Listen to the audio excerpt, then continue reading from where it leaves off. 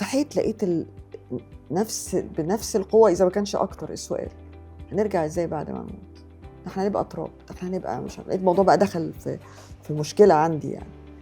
وبرضه دي حاجة بتخلي الواحد يعرف إن الإيمان مش منه ولا شطارة منه. الإيمان نوره من عند ربنا سبحانه وتعالى بينزله في قلبك. يعني حاجة تخلي الواحد يبقى دايما متواضع.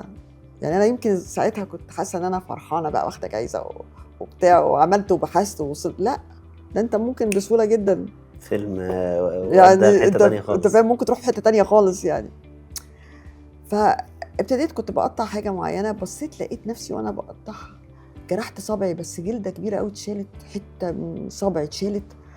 بقيت شايفة حاجة مرعبة يعني. طبعا كان البين بتاعها، الوجع بتاعها كان فظيع.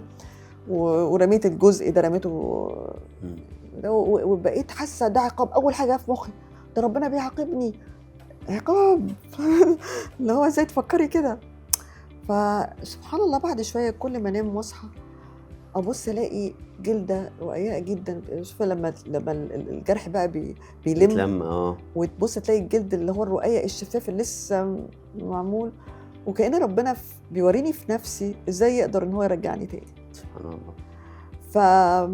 فكل يوم ابص اقول يا العقاب اللي انا كنت فاهمه انه عقاب طلع سبحان الله طلع رحمه.